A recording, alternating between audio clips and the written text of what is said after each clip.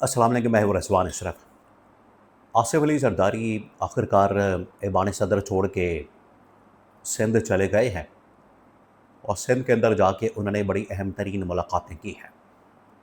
अब सिंध के अंदर जो मुलाकातें की गई हैं उसमें उन्होंने पार्टी लीडरशिप के साथ कुछ अहम तरीन मामलात के ऊपर गुफ्तगू की है।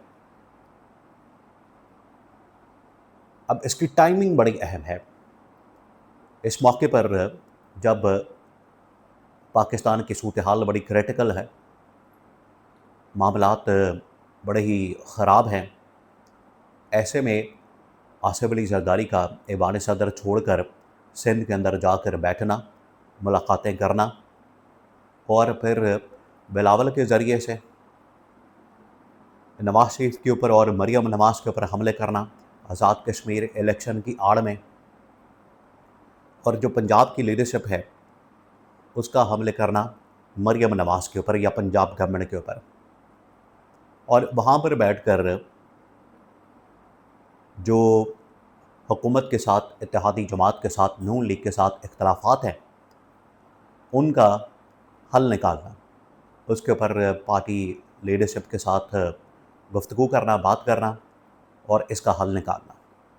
इसके बारे में बहुत अहम तरीन मालूमात मेरे पास मौजूद है। 2-3 बहुत बड़ी ख़बरें हैं, एक एक करके मैं आपके साथ शेयर करता हूँ। सबसे पहले आसिफ अली ज़रदारी जो कि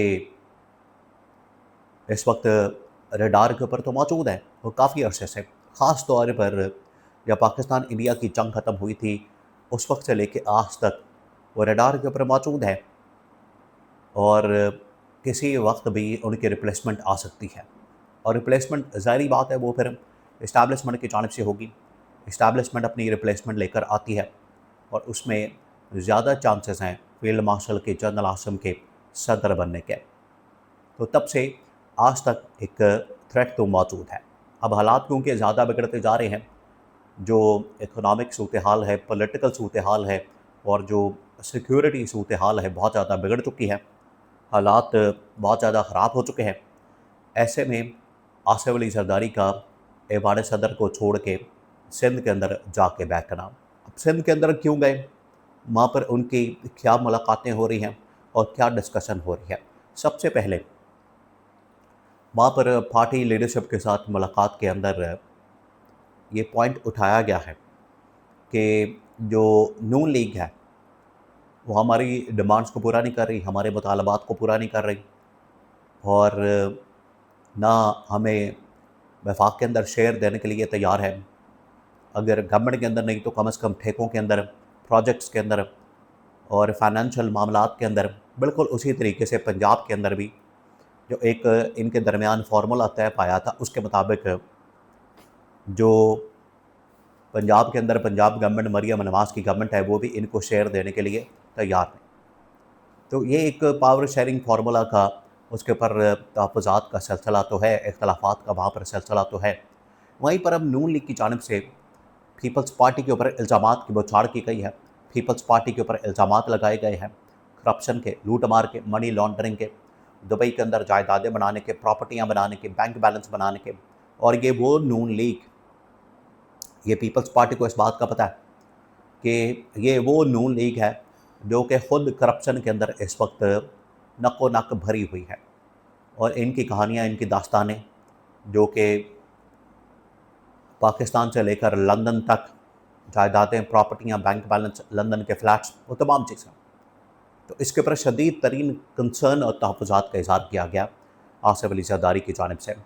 आसिफ अली ज़रदारी ने इसके ऊपर कंसर्न शो किया और इसके ऊपर तहफ़्फ़ुज़ात का इज़हार किया कि एक तरफ नून लीग हमारी डिमांड्स को पूरा नहीं करती है, दूसरा ये हमारे ऊपर हमले करती है। देखिए, मैं आपको एक बात बता दूँ, आपने एक बात जहन में रखनी है। ये जो नून लीग और पीपल्स पार्टी का आपको इत्तेहाद नज़र आता है, ये आप समझे एक ज़बरदस्ती की शादी है, ज़बरदस्ती की। ये इनको मिलाया गया है, बिठाया गया है और इनको ज़बरदस्ती इनका निकाह करवाया गया है, इनकी शादी करवाई गई है। वरना दूर दूर तक ना इनका आपस में कोई नज़रियाती इत्तेहाद बनता है, ना इनका आपस में कोई और तरह से इत्तेहाद बनता है, आपस में कोई मामला बनता है, ना इत्तेफाक होता है। इनके नज़रियात मुख्तलिफ हैं, पॉलिसी मुख्तलिफ है, तरीका वारदात मुख्तलिफ है, ये तमाम चीज़ें।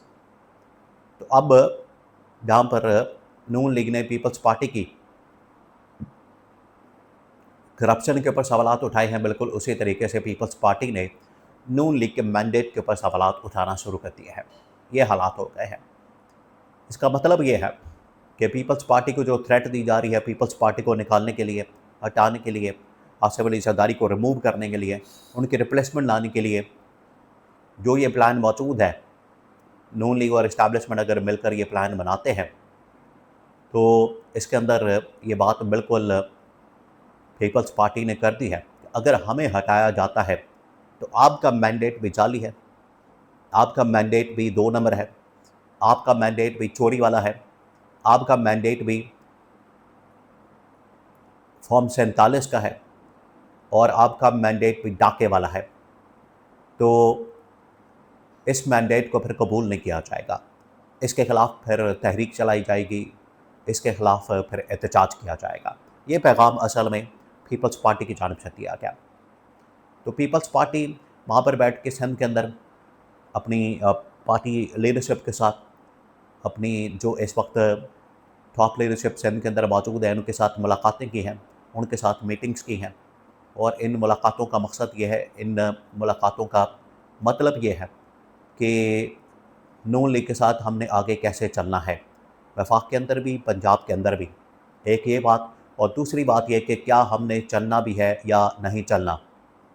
और तीसरी जो अहम तरीन बात है जो डिस्कस हुई है कि अगर आसिफ अली जरदारी को ऐवान सदर से निकाला जाता है, अगर आसिफ अली जरदारी को ऐवान सदर से उनकी छुट्टी करवाई जाती है, उनको वहाँ से फ़ारिग किया जाता है, तो फिर उसके बाद इनकी जानिब से किस किस्म का रिस्पॉन्स आएगा, रद्द-ए-अमल आएगा, रिएक्शन आएगा, इसके ऊपर बड़ी डिटेल के साथ गुफ्तगू हुई है।